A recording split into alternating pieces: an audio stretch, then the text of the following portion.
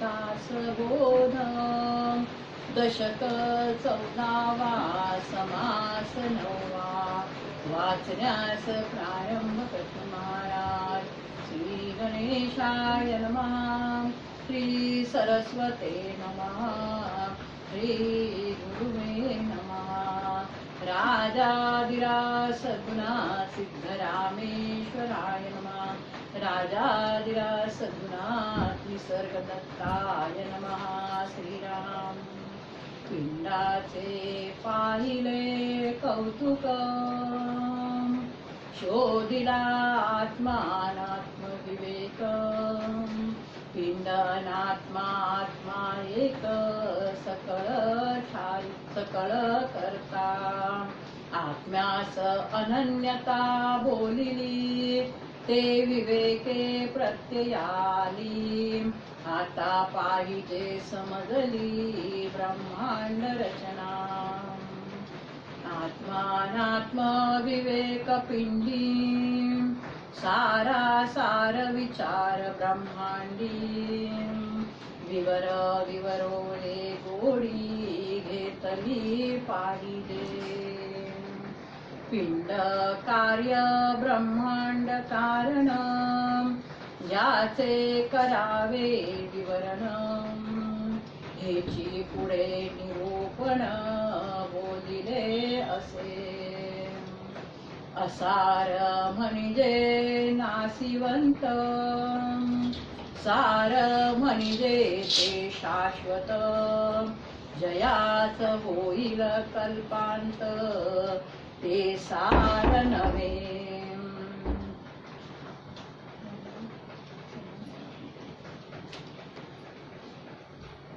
विचार विचार महत्वाचा. मी सगळे भक्ती करतात आणि ही भक्ती विचारपूर्वक घडली पाहिजे. नुसती भक्ती त्यातून प्राप्ती काय होत नाही, एक थोडं समाधान नाही. पण विचारपूर्वक विचाराची बैठक ज्या भक्तीला आहे त्यातून ची प्राप्ती होते ती शाश्वत प्राप्ती असते. हे महत्वाचं आहे, शाश्वत प्राप्ती असते. हा जो आताचा समास आहे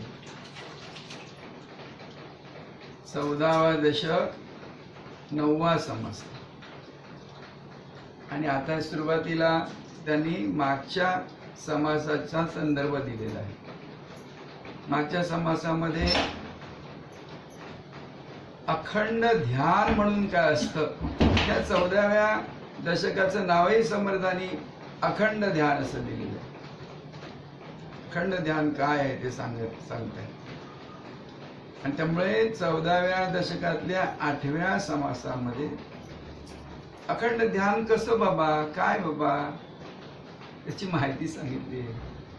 आणि ते सांगताना त्यांनी सांगितलं पिंडाचा विचार एक आहे. हे पिंड आहे. शरीर देह मन बुद्धी हा पिंडाचा विचार झाला. आणि ब्रह्मांड म्हणजे पिंड आहे कुठे, निर्माण कुठे होत आहे, आधी काय आहे त्याच्या तिथं ब्रह्मांड आहे. ब्रह्मांड पिंड आणि ब्रह्मांड. मग पिंडाचा जो विचार करतो तुम्ही आम्ही सद्गुरूंनी दाखविल्याप्रमाणे त्याला म्हटले आत्मा अनात्मा विचार. लक्षात घ्या, त्याला काय म्हणायचं, आत्मा अनात्मा. म्हणजे आत्मा काय आणि अनात्मा काय या दोन गोष्टीचं पाहायचंय. ते मागच्या समासात आलेलं आहे. म्हणून अखंड ध्यान म्हटलं. अखंड ध्यान कसं साधायचं तर आत्मा कोणता आणि अनात्मा काय हे ओळखायचं आहे. मग ते अखंड ध्यान ते साध्य होतं. आणि ब्रह्मांडामध्ये काय सार आहे टिकून राहणार आणि असार काय आहे नाहीच होणार ते पाहायचं. म्हणून त्याला म्हणायचं सार असार, सारासार विचार. विचार म्हणजे विवेक करणं, विवेक करणं म्हणजे विचार करणं. हा, तर ह्या दोन गोष्टी करायच्या. नुसती भक्ती करतो आपण, पण तो विचारपूर्वक घडली पाहिजे ना. म्हणून समर्थ आता बघा ग्रंथाचा उत्तरार्ध होत जवळ आलाय, ग्रंथ संपायचा क्षण जवळ येऊन, तोपर्यंत काहीतरी तुमच्याकडनं विचाराची क्रिया घडली पाहिजे. त्याच्यासाठी थोडं मार्गदर्शन समर्थ करतायत आपल्याला.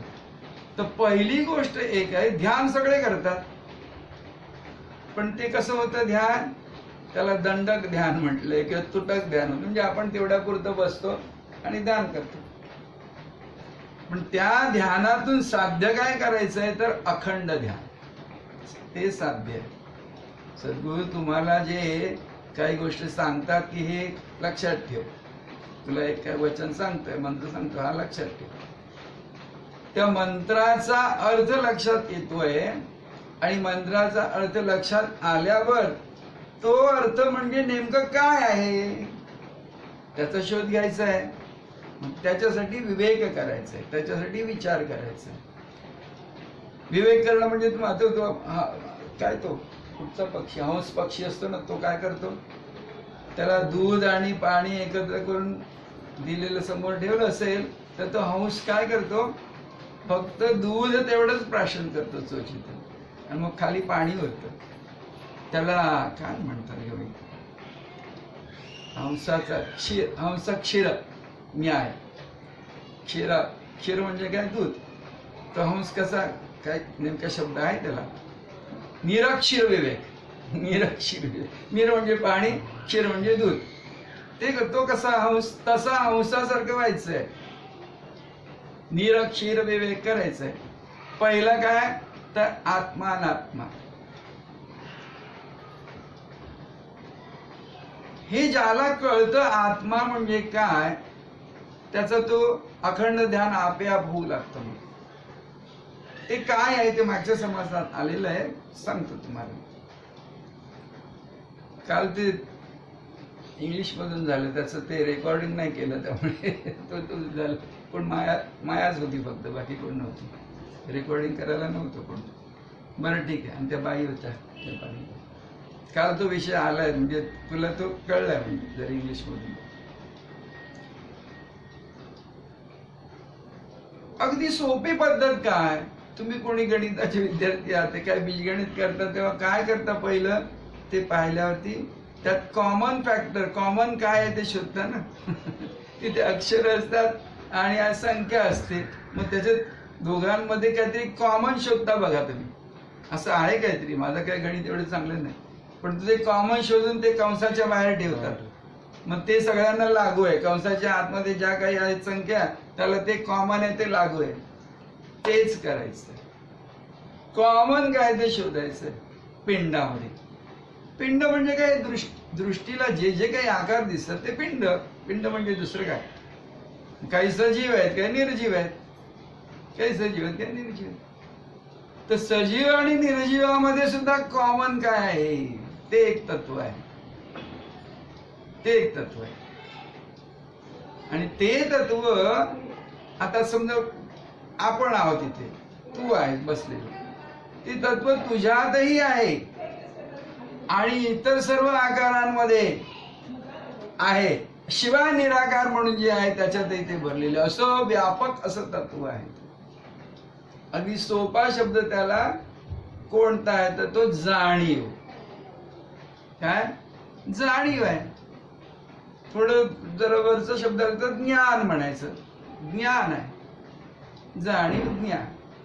हे सर्वत्र एकच आहे, समान आहे. बघा तुम्ही, सजीवातही आहे आणि निर्जीवातही आहे. निर्जीवातही आहे. सोपं काय त्याचं उदाहरण आपल्याकडे आहे. आपल्याकडे पुराणांमध्ये पण गोष्टी खूप छान आहेत, गोष्टी त्या अर्थपूर्ण गोष्टी आहेत. त्या प्रल्हादाने, त्याच्या तो वडील होता, द्वेष्टा होता ना, देवाचा द्वेष्टा होता. तेव्हा रागाने विचारलं तर तू देव आहे म्हणतो, देव आहे म्हणतो, कुठे आहे रे, दाखव.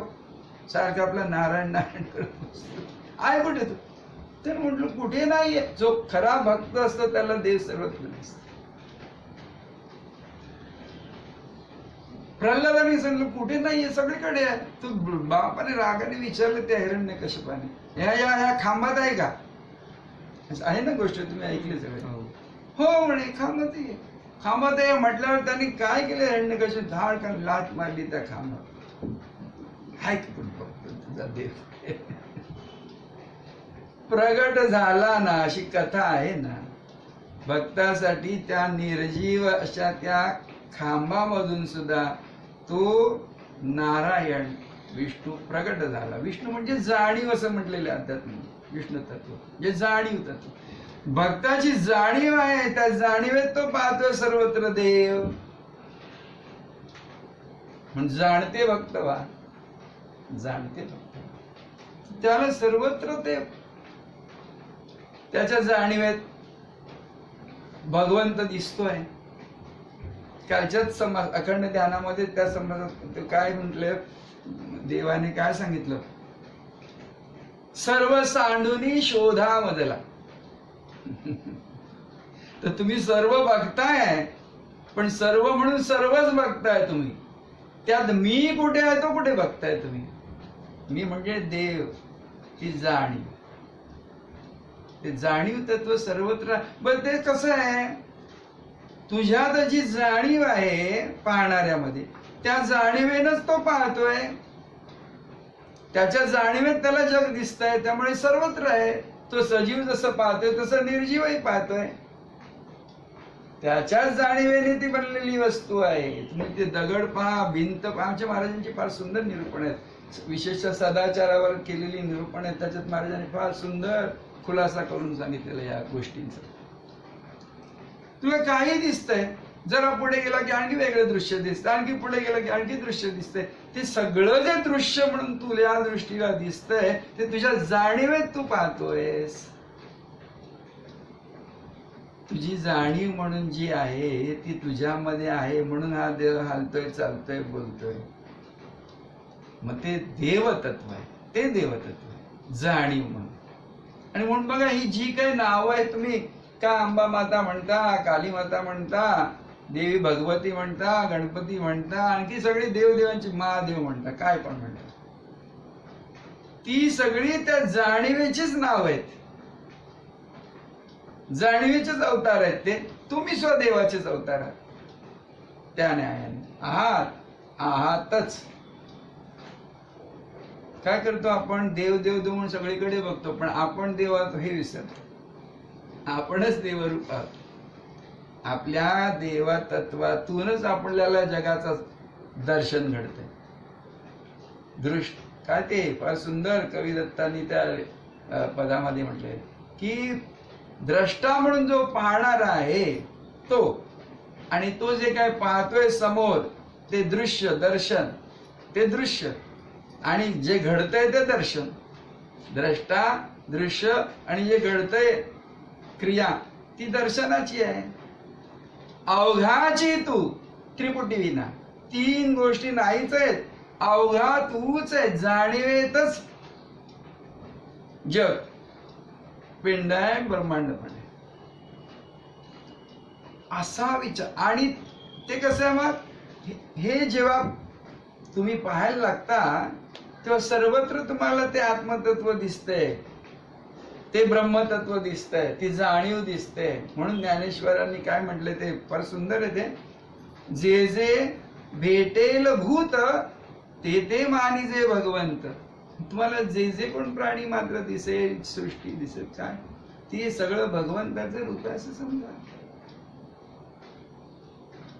संतांची ती दृष्टी झालेली असते.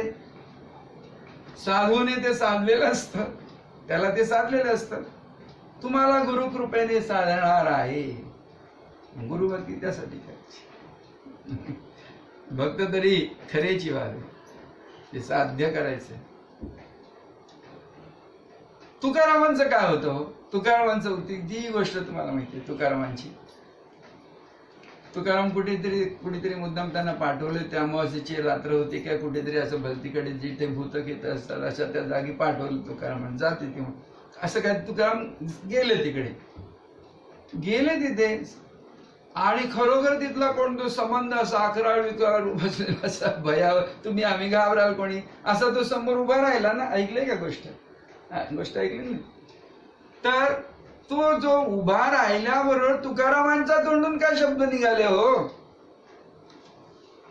तुकारामांच्या तोंडून काय? त्या ज्याने पाठवलं तुकारामांना त्याला काय वाटलं होतं की हा तुका गेला तिकडा, तिथे जाऊन उभा राहिला की तो जो कोण असेल पिशाचे भूत ते ह्याचा गळा दाबेल आणि ह्याला नाहीसं करून टाकेल म्हणून मुद्दाम पाठवला. असे होते लोक. तुकारामांची वैरी तर खूपच होती अनेकांनी नाना प्रकारे.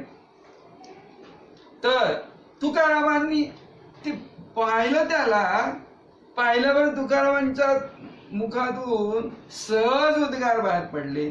काय उद्गार होते ते?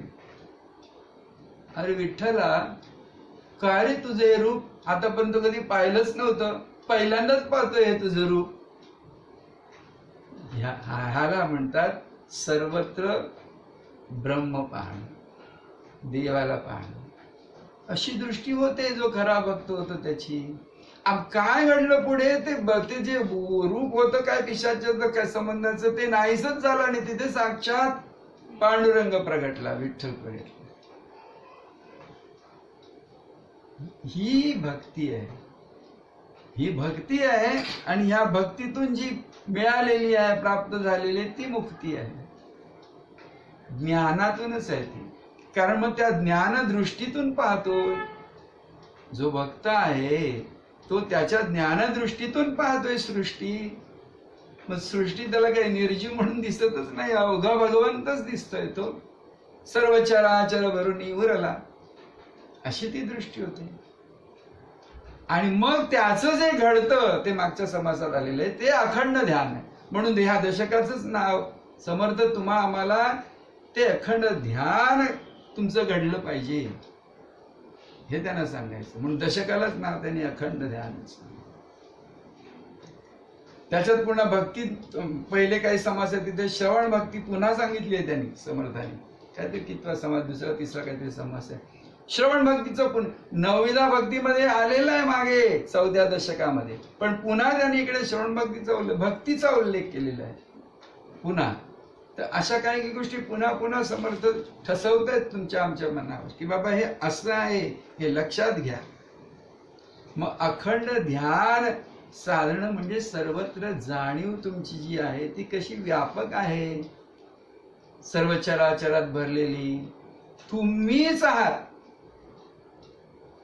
अवघ ब्रह्मच आहे. जाणीव म्हणजे ब्रह्म, जाणीवेने पाहायचं, जाणीव व्यापक आहे हे पाहायचं. ते ध्यान आहे, ते मेडिटेशन आहे. मेडिटेशन शब्द म्हणजे तुम्ही आम्ही काय म्हणतो एका जागी मांडी घालून बसायचं आणि जे ध्यान करायचं ते सुरुवातीला, अगदी सुरुवातीला म्हणजे अगदी ते हळूहळू असं झालं पाहिजे की सर्व जाणीवेतच अवघ सृष्टी, अवघ रूप जे काय पाहतोय ते दिसलं पाहिजे. हा ज्ञान विचारच आहे. हा पुन्हा हा विचार जो आहे तो त्याला ते ज्ञान, हे ज्ञान, ह्याला ज्ञान म्हणायचं. हे ज्ञान आहे. ज्ञान म्हणजे काय, आणखी काय नाही वेगळं. असं कळणं, असं समजणं हे ज्ञान आहे. मग हा झाला. मग हे जाणीव म्हणजे काय झालं? मग आत्मा झाला. तुमच्या ठिकाणी जे आहे तत्व, ईश्वर तत्व, देव तत्व, आत्मा, त्याला म्हणायचं आत्मा. आणि त्याच्याशिवाय सगळं जे आहे ते अनात्मा आहे. मग मग मग निराकार आणि आकार. मग आकार म्हणून जे आहे ते अनात्मा. कारण ते काय, का त्याला अनात्मा म्हणायचं आहे? ते ब्रह्म. तुम्ही म्हणाल मग तुम्ही म्हणता तर ब्रह्म, मग अनात्मा. कारण ते टिकून नाही राहत, टिकून नाही राहत, ते बदलत राहतं. बघा काही हे सगळे आकार प्रकार आहे ते बदलतात, टिकून नाही राहत. आता आहे पुन्हा नाशिवंत आहेत सगळे. ही जी जाणीव म्हणून जी व्यापक आहे ती सर्वत्र आहे आणि सदाचीच आहे भरलेली, सदाचीच आहे.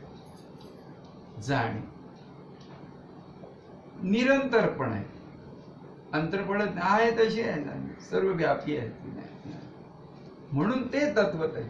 बरं ते सुद्धा जाणीव, पण मग तो पुढचा मग ब्रह्मांडातला विचार आहे, सारखा आणि असारखा विचार. ती पण त्याच्यासाठी पण त्यांनी पुन्हा सांगितलंय. हा मागच्याच समासात आलेला आहे की हे 5 तत्वांचं, त्याला काय म्हणतो आपण, 5 तत्वाचा विचार करतो त्याला काय, पंचीकरण. शब्द पंचीकरण सुद्धा थोडं घडलं पाहिजे तुमच्याकडनं. पंचीकरण घडलं पाहिजे. का बरं? हे दृश्य म्हणून जे उभं राहिलं ना ते 5 तत्वांचं आहे. आपल्या देहासहित आकारातच येते सगळं. मग ही 5 तत्व झालेली आहेत. पहिलं मूळ तत्व आहे, तिथे काही तत्व नाहीच तिथे. मग ते मूळ तत्व आहे. पण त्या मूळ तत्व जे आहे ते तत्व आहे, नाही असं होत नाही. हा, म्हणून आमच्या मला रागवायचे की तुम्ही सगळं नाही, हे नाही, हे खरं नाही, ते काय नाही म्हणता. मग मी आहे हे तरी कुठे कशावरून खरं म्हणतो? तुम्ही जे परमात्मा तत्व म्हणता ते पण नाहीच, नाही असं म्हटलं तर मला नाही आहे. नाही जरी वाटलं तुमच्या आमच्या बुद्धीला मनाला तरी सुद्धा मी आहे. मी म्हणजे परमात्म तत्व जे आहे ते आहेच आहे. कारण ते आहे म्हणून हे अवघं जे काही आहे ते उभं राहिलेलं आहे. पण ते टिकणारं नाहीये म्हणून त्याला नश्वर म्हणायचं, त्याला अशाश्वत म्हणायचं. आणि पाहणारा म्हणून जो आहे मी, तो मागे आहे, सर्वाच्या मुळाशी आहे, तो आहेच आहे. ह्याच्यातला कशातला तो नाहीये. म्हणून नाही पण आहे असं ते तत्व आहे. महाराज तुम्हाला तिकडे नेत आहेत. आताच्या या समासाचं नाव आहे शाश्वत. ते शाश्वत जे आहे ते मूळ आहे. त्या शाश्वतावर हा सगळा डोलारा, हा पसारा. काल मला पसाराला तो शब्द आठवत नव्हता. कुणी सांगितलं काय सराउंडिंग, सगळं जे काही आहे वेढलेलं ते. हा, तर तो जो पंचीकरणाचा जो विचार आहे, मग ते मूळ तत्व आहे. त्या मूळ तत्वाच्या ठिकाणी काय असे नाही, म्हणजे तो ते आहे ते तुम्हीच आहात. पुन्हा आता सुद्धा कसं तुमच्या भोवती दृश्य उभं राहते ते हे घडतं, काय जे घडतं ते आता बघा. परमात्मा तत्व आहे ते परमात्मा तत्व. तुम्ही सुद्धा घरी कुठे बसला असेल ना, क्षणभर असे ठरवा मनाशी की आता मी अजिबात हालचाल करणार नाही. मूळ जे परमात्मा तत्व आहे ना, मी तसं काही नाही, मी आहे की नाही याची मला खबर नाही. असं मी सगळं आता विचार म्हणून जे काय ते सगळे मी विसरून जाणार आहे. आणि परब्रह्म तत्व म्हणजे निर्विचार होणं. म्हणून नामस्मरण का करायचं आहे? ते निर्विचार होण्यासाठी नामस्मरण करत बसेल, म्हणजे सगळे विचार थांबतात नाम घेता आणि मग नाम घेता नामस्मरण. पण कधीतरी क्षण येतो की नामस्मरण तिथे थांबलेलं राहतं. तिथे परमात्मा तत्व असतं. मग तिथे विचार येता कामा नाही दुसरा कोणता. कळतंय का? हा, दुसरा कोणता विचार येता का? म्हणजे तुम्ही परमात्मा, ते मेडिटेशन झालं. मग नाम घेता नामाचा विसर पडला आणि तुम्ही आहात तसे आहात. मग कोणत्याही कल्पनेशिवाय मी आहे या कल्पनेशिवाय सुद्धा आहात मग तिथे. म्हणून ते लोक जातात संसारात, सगळं सोडून कुठेतरी जाऊन बसतात. ते त्याच्यासाठी की सगळं विसरायसाठी बसतात. कळलं का? पण काय करतात तिथे पण आश्रम तयार करतात, गाय वगैरे पाळतात आणि शिष्य मंडळी जमतात आणि पुन्हा संसार सुरू होतो. तसं करता का म्हणे? मग त्यापेक्षा हा संसार परवडला, इथेच राहा आणि इथेच काय ते साधा. कशाला जायला पाहिजे कुठे? काय हालपेष्ट पण करायला नको. काही तपश्चर्या, ही तपश्चर्या घडते इथे राहूनही. करुणी अकर्ता मी परमात्मा हे कळलं पाहिजे. तू परमात्मा नाही, आपणच परमात्मा. करू न करता कसं आहे? सगळं मी करतोय पण याच्यात कसला मी टच घेत नाही, कसला संग मला होत नाही. मी मूळचा निसंग आहे आणि ह्याच्यात वावरते तरी सुद्धा मी निसंग आहे हे कळलं पाहिजे. मग त्याच्यासाठी आत्मानात्मा विचार झाला पाहिजे आणि सारासार विवेक झाला पाहिजे. आत्मानात्मा विवेक, सारासार विवेक, ह्या 2 गोष्टी झाल्या की कळतं की काही नाही. मग काही नाही असं जे तत्व आहे ते निसंग आहे. कसला टच त्याला होतच नाही. विदाउट टच मला काही स्पर्शत नाही आणि माझा जन्म नाही. म्हणून ते काय म्हणतात ते अजन्म आहे हे कळतं. ते तत्व आहे तसंच आहे, शाश्वत आहे. हा, पुन्हा तो ते पंचीकरणाचं राहील. तर ते मी आहे असं कळतंय ना, तिथेच थोडी हालचाल निर्माण झाली. मी आहे हे कळतंय, ती पोकळी आहे बघा तुम्ही. आणि तुमच्या ठिकाणी आहे टिळा इतके हे बिंदुले, त्या पोकळीमध्येच सगळं काही कोंदाटलं म्हणजे सगळं उभं राहतं. तुमच्या ठिकाणी, तुमच्या जाणीवेत ते जे तिळ आहेत की बिंदुले म्हणताय ते कॉन्शियस म्हणतात तिथे तुम्ही आम्ही अन्न खातो त्या अन्नाच्या सत्वातून जी तुमच्या ठिकाणी जाणीव म्हणून निर्माण झालेली आहे त्या जाणीवेच्या त्या थेंबामध्ये, त्या सत्वाच्या थेंबामध्ये एवढासा टिपूस बरं एक एवढा आहे की नाही पण नाही, तिथेच अस्पर्श असा आहे, तिथे स्पर्श निर्माण झाला. कोणता टच नाहीये तिथे हा टच असल्याचा निर्माण झालेला. बरं ठीक आहे. तर तिथे जी असण्याची जागा आहे तिथे पोकळी आहे, ते आकाश आहे. पोकळी तिथे आकाश. मग आकाश तसंच राहत नाही. त्या आकाशामध्ये असल्याच्या त्या असण्याच्या त्या जाणीवेमध्ये ती हालचाल निर्माण होते. त्या पोकळीमध्ये पोकळी राहत नाही बघा, काय ना काय कारण. मग ते जे वाटतं तो वायू आहे. हालचाल होते. असल्याच्या जागी हालचाल होते. कारण असं काहीतरी वाटतच हालचाल होते. वायू झाला. मग वायूची काय होते, घिसणी होते, वायूचा घसवट. मग तिथे अग्नी निर्माण होतो. अग्नि निर्माण म्हणजे तेज तत्व झालं. तेजामध्ये उष्णताही आहे आणि तेजामध्ये ओलसरपणा पण आहे. मग त्या ओलसरपणामध्ये जे जलतत्व निर्माण, त्या जलतत्व आणखी ते काय झालं, आळलं, घट्ट झालं. तिथे जड तत्व म्हणजे पृथ्वी तत्व निर्माण झालं. बरं, हे सुद्धा जे काही घडतंय ते क्षणार्धात घडतंय. असं विवरण करून सांगण्यासाठी म्हणून हा असा वेळ लागतो. पण आम्ही डोळे उघडतो तेवढ्यातच सृष्टी निर्माण होते. मग पिंडामधली जी सृष्टी आहे ती अशी आहे आणि ब्रह्मांडामधली सृष्टी पण तशीच आहे. म्हणून 4 देह पिंडी आणि 4 देह ब्रह्मांडी. मग स्थूल हे शरीर, सूक्ष्म म्हणजे मन बुद्धी काय असेल तो अहंकार काय असेल, स्थूल सूक्ष्म आणि कारण. कारण म्हणजे अज्ञान. तुमच्या आमचं हे जग अज्ञान, काय कळतच नाहीये तिथे जग निर्माण होते म्हणून ते अज्ञान म्हणा. अज्ञान आणि महाकारण. महाकारण म्हणजे ज्ञान. कळतंय का?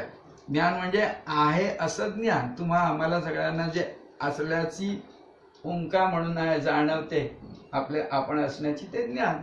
त्याला महाकारण ज्ञान शब्द दिला. त्याच्यातच उभं राहतं सगळं म्हणून महाकारण. सगळ्याचं महाकारण ते की आपण आहोत हे कळतं ते. त्याच्यात हे जग निर्माण झालेलं आहे, पिंड निर्माण झालेलं. आणि मग विराट म्हणजे हे ब्रह्मांडातलं स्थूल देह जे कृष्णाने दाखवलं त्या अर्जुनाला, सगळं विराट स्वरूप ते ब्रह्मांड दाखवलं. तिकडे मन म्हणजे सार्वत्रिक मन, त्याला युनिव्हर्सल माइंड असं म्हणतात. हिरण्यगर्भ. हिरण्यगर्भ आमच्या महाराज हिरण्यगर्भाचा फार सुंदर आणखी वेगळा अर्थ सांगतात. जे त्या भक्त प्रल्हादाच्या गोष्टीचे हिरण्यकशिपू नाव आहे ना, तेच आहे.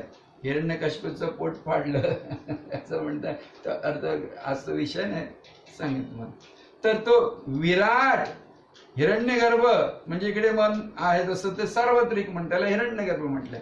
आणि मग इकडे काय कारण, तसं तिकडे अव्याकृत. अव्याकृत म्हणजे जे कधी झालेलंच नाही. अव्याकृत म्हणजे पुन्हा अज्ञानच म्हणा त्याला. अव्याकृत म्हणजे काय, काही नाही झालेलं तिथे सगळं झालेलं ब्रह्मांड दिसतंय म्हणून त्या अव्याकृत. म्हणजे कधी काही झालेलं नाही तरी सुद्धा दिसतंय म्हणून ते म्हटले बघा, अगाजे झालेची नाही त्याची वार्ता पुसची काय. अरे काय झालेलंच नाहीये, पिंडही नाही आणि ब्रह्मांडही नाही, कल्पनेचं आहे. कल्पनेची सृष्टी आहे. जसं पडद्यावर आपण दृश्य पाहतो सिनेमातलं, टीव्हीचं, तसंच आहे. आम्ही खरं म्हणतो. आम्ही स्वप्न पाहतो, त्यात काय घडलेलं असतं का? सगळ्यांचा अनुभव आहे. काय वेगळं काय सांगा, काहीतरी घडलेलं असतं का? आम्हाला जाग येते तर अरे काय नाही म्हणतो, काय सगळं स्वप्न होतं, काय घडलंच नाही. पण मी केवढा घाबरलो होतो, तर मी केवढा आनंद नाचत होतो तिथे, पण काय घडलंच नव्हतं. तसंच हेही आहे. असं हे स्वप्न दृश्यच उभं राहिलेलं आहे. स्वप्न महाराजांचा अर्थ फार स्वपण. स्वपण जो पणा असतो तो खोटा असतो. म्हणजे कोणत्याही गोष्टीचा जो पणा असतो बनाव असतो, नुसतं खरा न स्वपणा आहे. स्व म्हणून जाणवते पण हा खोटा आहे, म्हणून त्याला स्वपणातून झालेलं ते स्वप्नवास. पिंडीमध्ये स्वप्न आहे, ब्रह्मांडातही स्वप्न आहे. स्वप्नातून तुमच्या आमच्या स्वप्नातून स्वपणातून हे सगळं उभं राहिलेलं आहे. म्हणून खरं मानू नको. खरं नाही मानलं की काय होतं, दुःख होत नाही. किंवा सुखाने नाचायला पण काही कारण उरत नाही. मग आनंद अवस्थेमध्ये सगळंच खोटं आहे. मग दुःख वाटत नाही. दुःख वाटत म्हणजे जन्म मरण सगळंच खोटं ठरतंय. मग कशाचं काही वाटत नाही. साधू त्या अवस्थेमध्ये राहतो. त्याला स्थितप्रज्ञ अवस्था म्हणतात. स्थितप्रज्ञ, त्याची प्रज्ञा स्थिर होते. हे काही खरं नाही, हा स्वप्नवास आहे असं तो पाहायला लागतो. म्हणून पिंडी आत्मा अनात्मा विचार करायचा आणि ब्रह्मांडी सार असा. काय सार आणि काय असं काय नाही, सगळं सार आहे, याच्यात काही सार नाही. मग सार काय, तिथे तुम्ही आम्ही आलो. आत्मा अनात्मा विचार करून आपण आत्मा काय तर सगळी जाणीव आहे. मग सार असार मध्ये काय, सार तत्व जे आहे ते सद्गुरु तत्व आहे, परमात्मा तत्व आहे. तुम्ही आम्ही परब्रह्म शब्द जाणीवेला ब्रह्मतत्व म्हटलं तर ते काय आहे, परब्रह्म आहे, परमात्मा तत्व आहे, शाश्वत आहे. ते आहे तसं आहे, आहे तसं आहे, आहे तसंच असतं. मग त्या तत्वाला म्हणायचं निसर्ग, निसर्ग दत्त. त्याला कुठचा सर्ग होत नाही म्हणून तुम्ही आम्ही सृष्टीला निसर्ग म्हणतो, पण ती सर्गाचीच आहे ही सृष्टी. पण निसर्ग दत्त तत्व म्हणून जे आहे ते परमात्मा तत्व आहे, ते शाश्वत तत्व आहे. म्हणून निसर्ग दत्त. बघा, दत्त म्हणजे काय, आहे तसं आहे, प्रत्यक्ष आहे. निसर्ग आहे, त्याला कसला सर्ग नाही, झालेलाच नाही, होणार पण नाही. ते सद्गुरु तत्व, ते शाश्वत. मग या समासाचं पण नाव काय, शाश्वत. मग अखंड ध्यान सांगितलं समर्थांनी. आणि आता सांगतात शाश्वत काय. अखंड ध्यान घडतंय तुम्हाला, आणि मग आता शोधा आणि आहात कसे, शाश्वत कसे आहात ते पहा. तुम्ही परमात्मा तत्व कसं आहे तुम्ही ते पहा. ठीक आहे. आणखी मला वाटतं मी ह्या सगळं ह्याचं आलंय सगळं ह्या समासातलं. तर तरी शेवटच्या काही पाच सवयवाचा असलं काय महत्वाचं वाटत तर वाचा, नाही तर शेवटच्या पाच. वैद्याची प्रचित येईना आणि बिडही उलंघेना, तरी मग रोगी वाचे नाहीसे जाणावे. मग तुम्ही भक्ती करता, पण ती ज्ञानयुक्त भक्ती झाली की तुम्हाला हे अवघड समोर आहे ते खोटच वाटलं पाहिजे. मग तिथे भीड बाळगायची नाही. मग ह्याची जर तुम्हाला भीड वाटत असेल तर ते कच्चेपण आहे. मग पक्के व्हा, असे खमके व्हा ज्ञानातून.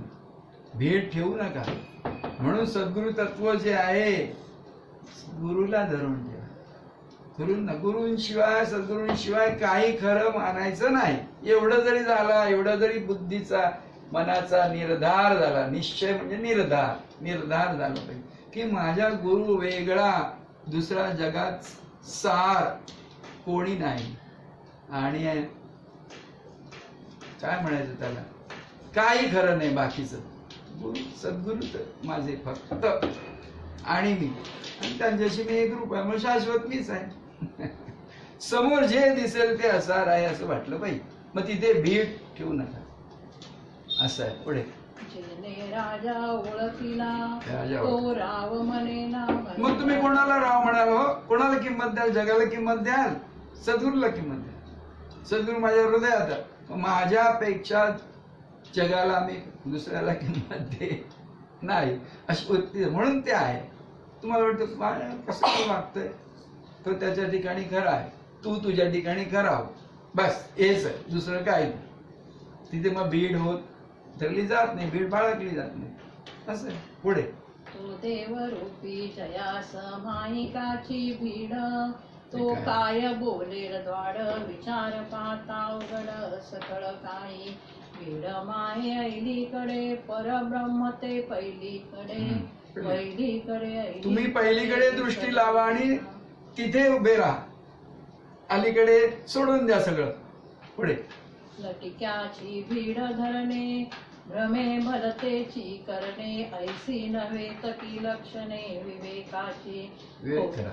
खोटे अवघेची सांडावे असेच. खरे प्रत्यये ओळखावे माया त्यागे समजावे परब्रह्म ते मायेचे लक्षण तेची पुढे निरूपण सुचितपणे विवरण केले पाहिजे. बघा याच्या नंतर समर्थांना खरं कारण नव्हतं, शाश्वत ब्रह्म सांगितलंय पण कारण नव्हतं मायेचं काय उल्लेख करायचा. तरी सुद्धा पुढच्या समासामध्ये समर्थ मायेबद्दल सांगतायत. हे काय खोटं आहे जे तुम्हाला सोडायचंय, टाकायचंय. म्हणून त्यांनी शेवटच्या वेळेला बघा की परब्रह्म पहिलीकडे आहे, मग पहिलीकडे पलीकडे जे आहे त्याच्यासाठी अलीकडे जे काय आहे माया म्हणून त्याचा त्याग घडला पाहिजे. आणि ते त्याचं वर्णन तुम्हाला मी पुढे सांगतोय की काय तुम्हाला सोडायचंय, जे नाही तेच सोडायचंय. माया हे दृश्य म्हणून काही नाहीच आहे, ते त्याची भीड ठेवायची नाही, त्याचा त्याग करायचंय, सोडून द्यायचंय,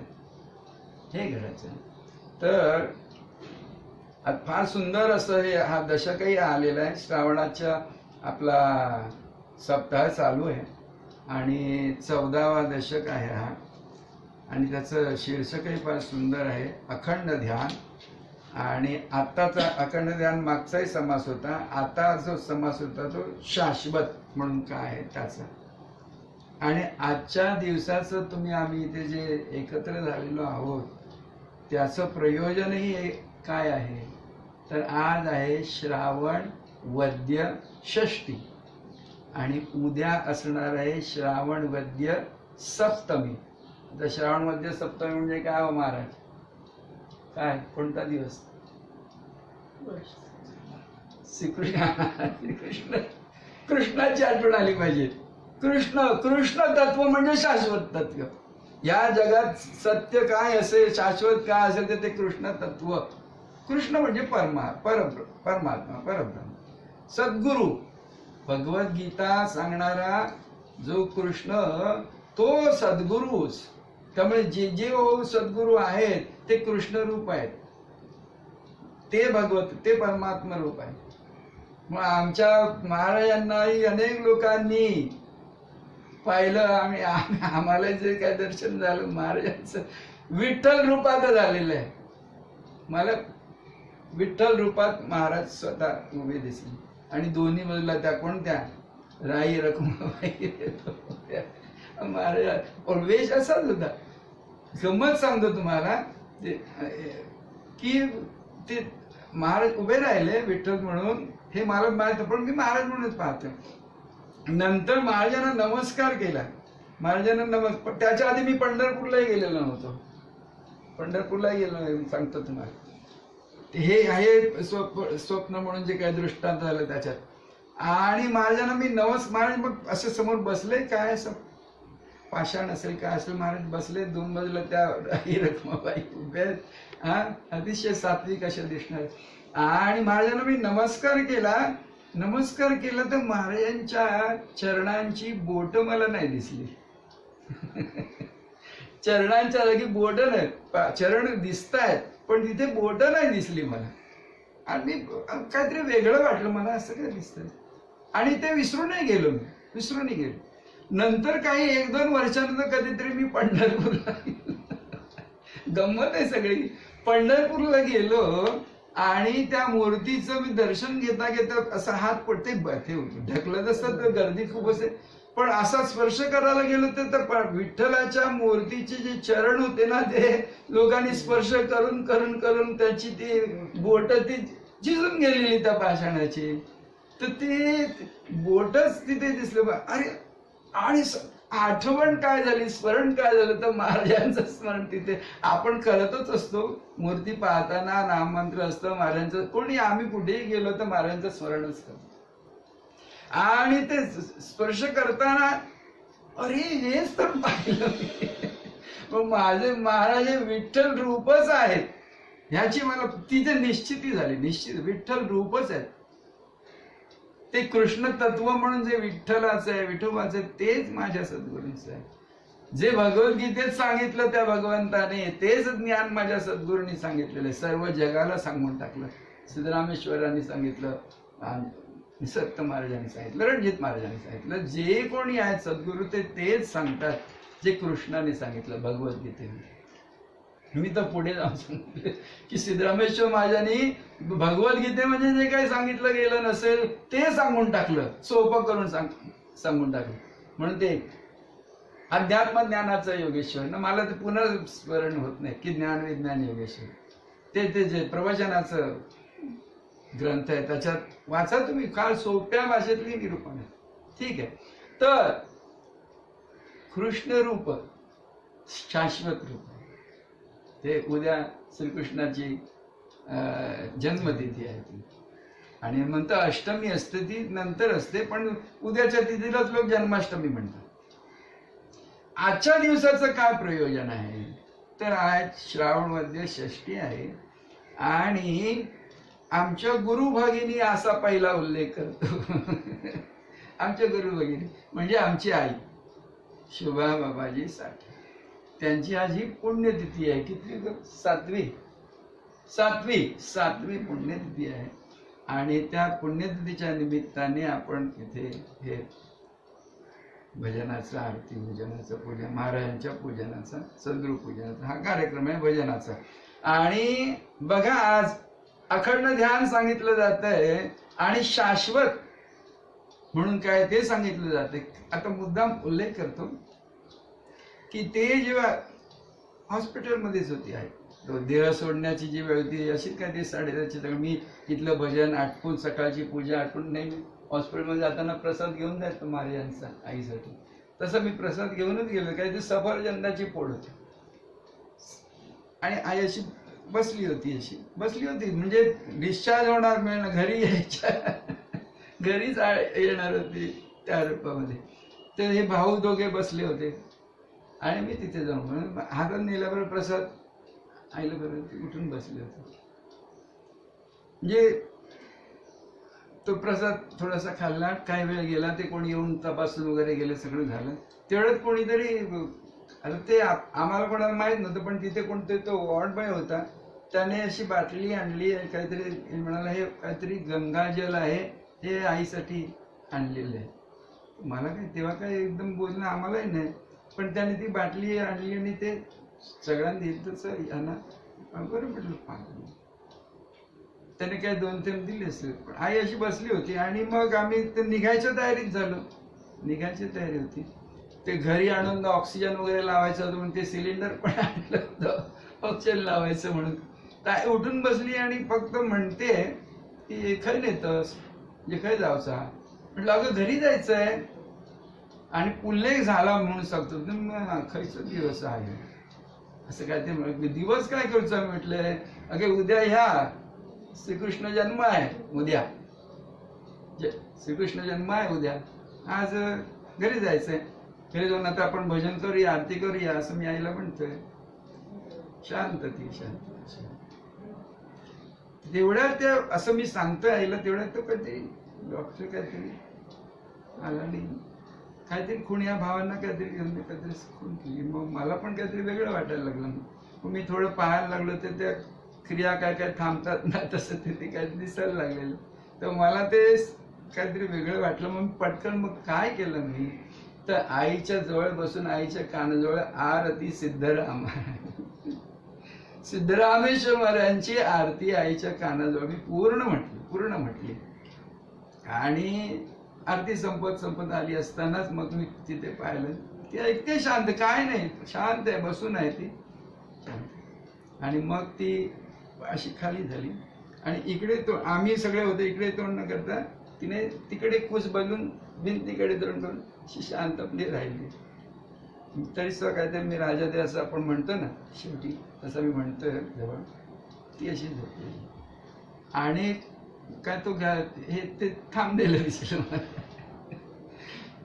हे सांगतो मी तुम्हाला काय ह्या गोष्टीचा आज पहिल्यांदा मी हे सगळं सांगतो वर्णन करून की शाश्वत म्हणून जे काय आहे ते सिद्धराम तत्व त्या तत्वाचं स्मरण करत असेल तर ती नेहमी सांगायची. मला रात्री झोपेतून कधीही जाग आली ना तरी मला माझे अभंग आरतीचे 12 अभंग हे म्हणतच मी म्हणते असंच मला. ती त्या स्मरणातच असायची, भक्तिभावामध्ये असायची. त्या भक्तिभावातच ती त्या सिद्धराम तत्व, सद्गुरु तत्व त्याचं स्मरण करत असताना त्या तत्वाशी एकरूप झाली. असा आजचा हा दिवस आहे, श्रावण वद्य षष्टीचा पुण्यतिथी त्याला म्हणा. खरोखर पुण्यतिथी. आता पुण्य जगात का पुण्यतिथी का म्हणायचो? साधू संतांच्या जे काही ह्या निर्याणाच्या तिथीला आपण का पुण्यतिथी म्हणतो? मग जगात पुण्य काय आहे आणि पाप काय आहे? बघा पुन्हा हा सारासार विचार आहे. हा काय तो आत्मानात्मा विचार आहे. जगात एकमेव पुण्य काय आहे तर ते शाश्वत तत्व जे आहे ना ते पुण्य आहे. बाकी अवघड जे आहे ते पापरूपच आहे. हे सगळे आकार प्रकार जे आहे ना ते पापात तसे मोडत आहे. पुण्य तत्व जे आहे ते एकमेव आहे, ते शाश्वत. हा जो समास आहे ना शाश्वत, तेच शाश्वत आहे. ते सद्गुरु तत्व आहे, ते पुण्य तत्व आहे. त्या पुण्य तत्वाशी एकरूप होऊन राहणं हे तुमचं आमचं काम आहे. हे आता सुद्धा संसारात कुटुंबात असताना सुद्धा ते जे सद्गुरु तत्व आहे त्याची निष्ठा ठेवून तिथे राहणं, त्याच्यासाठी हे भजन पूजन करायचंय, आपण ध्यानधारणा करायची आहे. बाकी अवडंबर न वाजवता आमच्या महाराजांचं सारखं सांगणं तेच, कशाचं हे तुम्ही काय जे करता त्याचं अवडंबर वाजवू नका. तर अवडंबर साध्या राहणीत राहायचं आहे, साधं राहायचं आहे. विचार पक्के पाहिजेत, कसली भीड न ठेवता सद्गुरु तत्वाशी खट्ट इमान ठेवून राहिलं पाहिजे. सद्गुरु वचन घट्ट धरून राहिलं पाहिजे, सद्गुरूंचे चरण घट्ट धरून पाहिजे. असं राहिलं की काही नाही, सगळं सोपं आहे. अध्यात्म म्हणजे दुसरं काही नाही, हेच आहे. तर तुमची सगळ्यांची जी भक्ती आहे, सद्गुरु भक्ती आहे, ती ज्ञानयुक्त असावी. तेच पुण्य आहे. पुण्य हे काय शेवटी मिळवायची गोष्ट पण नाहीये. हे आता तुम्ही जे काय करता ते पुण्याचंच आहे. सद्गुरु तत्वात आहात ना, ते पुण्यातलंच आहे. जय गुरु. राजाधिराज सद्गुरुनाथ निसर्गदत्त महाराज की जय. राजाधिराज सद्गुरुनाथ सिद्धरामेश्वर महाराज की जय. राजाधिराज सद्गुरुनाथ भाऊसाहेब महाराज की जय. राजाधिराज सद्गुरुनाथ रणजीत महाराज की जय. माया दिसे परिनाशे, वस्तू न दिसे परी न नासे. माया सत्य वाटे परी मिथ्या असे निरंतर. राजाधिराज संध्याकाळी श्लोक मुखे बोलिले ज्ञान ते व्यर्थ जाते. सुखी राहता सर्व ही सुख आहे.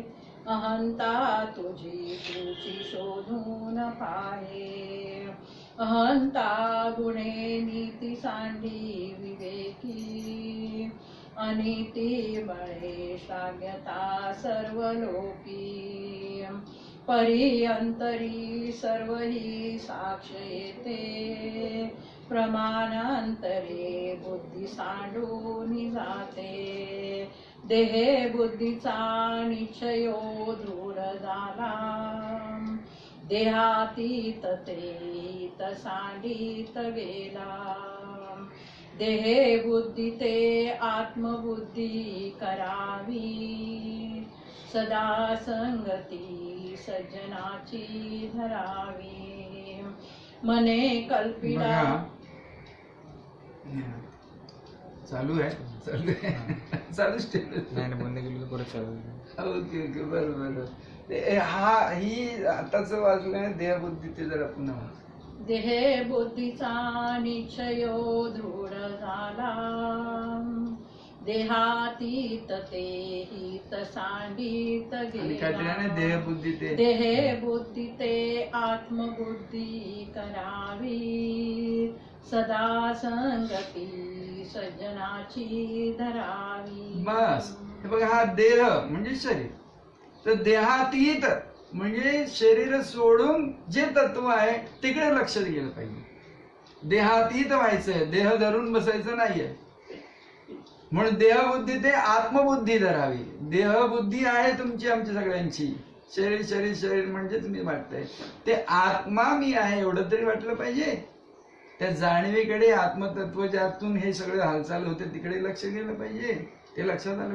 देहबुद्धी ते आत्मबुद्धी करा. पुढे काय शेवटी म्हटलंय, मने कल्पिला विषयो सोड. नाही ठीक आहे, ते सगळं मग तर एवढंच घडलं पाहिजे, बाकी काय नाहीये. चंचल तत्व आहे, निश्चळ तत्व आहे. चंचल सोडून द्यायचं, निश्चळ तत्व जे आहे तेच शाश्वत आहे, तेच खरं आहे, ते सद्गुरु तत्व आहे, तेच आत्मतत्व आहे. इथे लक्ष देऊन राहिलं. देहबुद्धी ते आत्मबुद्धी करा आणि देहातीत होऊन राहायचं. देहातीत होणं हे फार लक्षात ठेवून राहायचं. देहातीत हो, देहाशिवायच असणं. ठीक आहे. मने कल्पिला विषयो सोडवावा मने देव निर्गुण तो ओळखावा. मने कल्पिता कल्पना ते सरावी सदा संगती सज्जनाची धरावी. सुधा संगती सज्जनाची धरावी. तो जो सज्जन आहे, आत्मरूप स्वतःच असणं, त्याची संगती देऊन द्यायची. देहाची संगती सोडून द्यायची. आपलं आपल्या जवळ बसायचं, आपण आपल्या संगतीत राहायचं. जगाची बाहेरची सगळी संगती सोडून द्यायची, आत्मसंग करायचं. ठीक आहे. हरी अंतरी लोभ निश्चित ठेला हरी चिंतने मुक्तिकांता वरावी सदा संगती सज्जनाची. आणि त्या हरी चिंतनामध्ये, सद्गुरु चिंतनामध्ये मुक्तीची प्राप्ती होते. त्या मुक्तीला तुम्ही माळ घालता म्हणजे मुक्ती तुमची होते. हरिचिंतन करता करता, सद्गुरु चिंतन करता करता आत्मचिंतन घडतं. आत्मचिंतन अविनाशी आहे. आपण आपल्याशीच असतो, निरंतर असतो, शाश्वत असतो. तिथे लक्ष ठेवून राहिलं की झालं. जय गुरु राजा सद्गुरुनाथ निसर्गदत्त महाराज की जय.